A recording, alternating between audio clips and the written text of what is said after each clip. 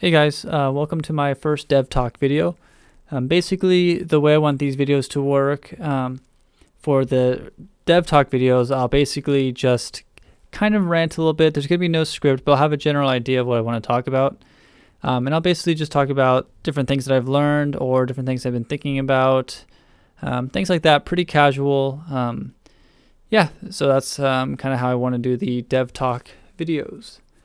I also have the devlog videos, which would be more scripted and maybe a little bit more entertaining. But these ones here, the Dev Talks, are pretty casual.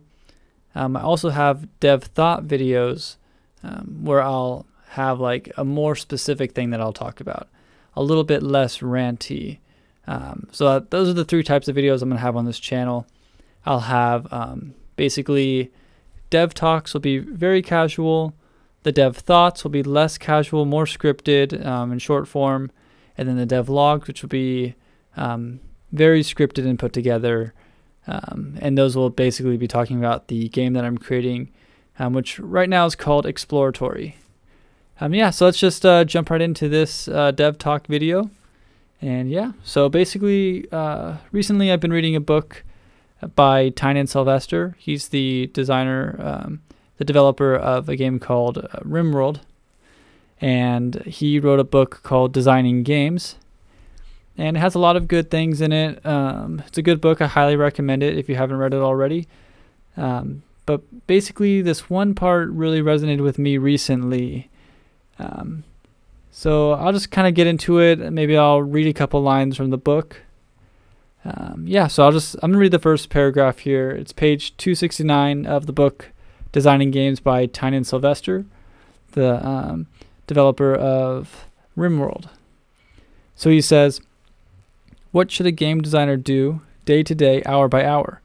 When should we brainstorm, program, debate, or take a break? What should we plan? How far ahead should we plan? And how should we record those plans? What do we communicate, and to whom, and how? And how do we adjust as the team grows from a single person to more than 100 developers? So it's kind of asking, like, what do we do as game designers or game devs? So basically he's saying, well, he goes on to say, if we can't answer these questions well, all our craft will be worthless because we'll be aimed at the wrong problems. We'll attack problems that don't exist, make delusional plans based on dreams, build technology we don't need, and suffer catastrophic communication breakdowns.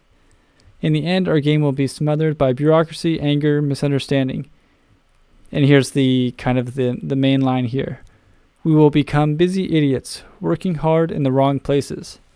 This is kind of where, like, you feel like you're doing a lot of stuff, but really, to quote him, he says we become busy idiots. Basically just kind of doing a bunch of tasks, maybe solving some programming issues or some art that we think we'll need, but really we're not targeting the tasks that are the most important. We're kind of just maybe the task seems easier in the moment, and we think, okay, maybe I'll redo this this art or maybe this line of code, and you spend a bunch of time on that, and it ends up just getting scrapped in the end, just because you weren't planning out exactly what to do at the right time.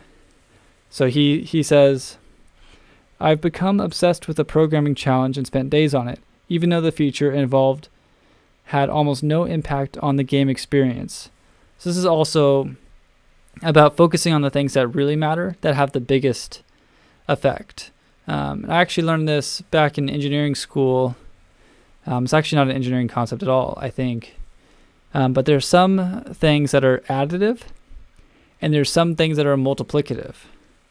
And basically that means like some things like will add to the experience a little bit, but other things multiply to the experience.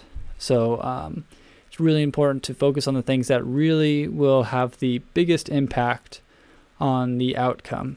And you can see this a lot through a lot of the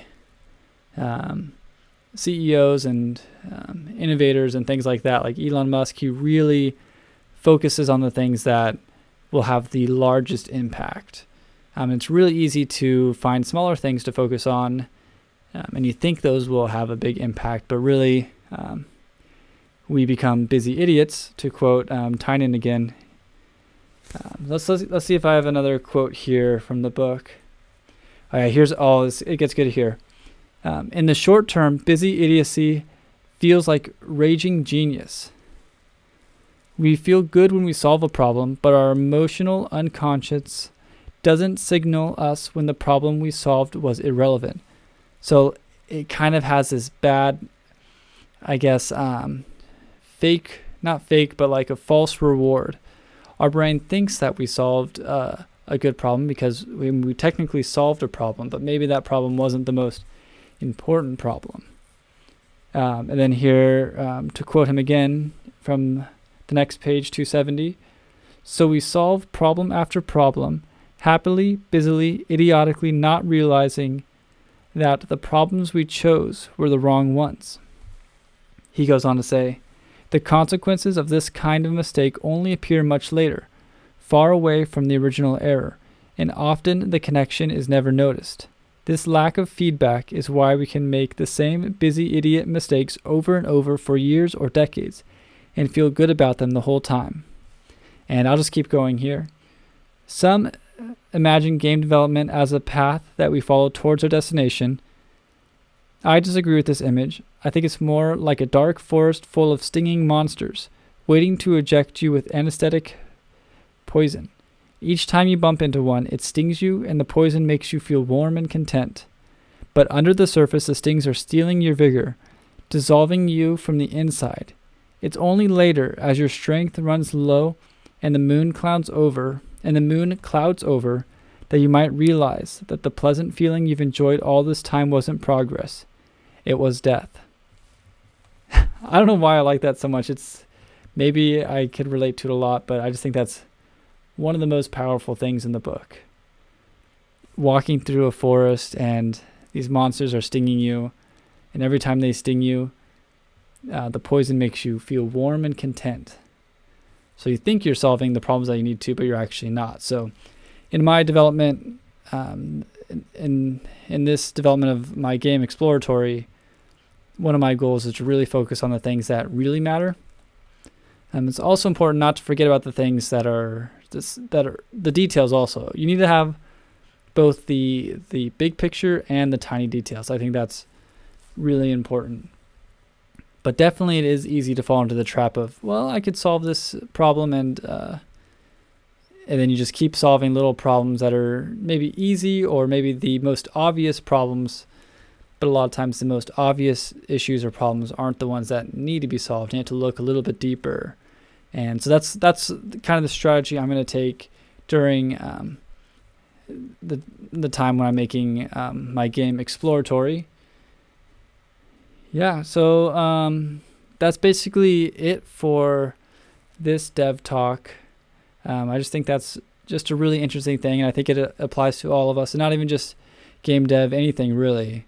So if you like this type of video, just please let me know. I'll try to post a lot more consistently, because I really want to get consistent with the videos. So that's why I'm up pretty late making this one, but I hope you guys liked it. Feel free to leave any comments and things like that, and take care. Thanks. Bye.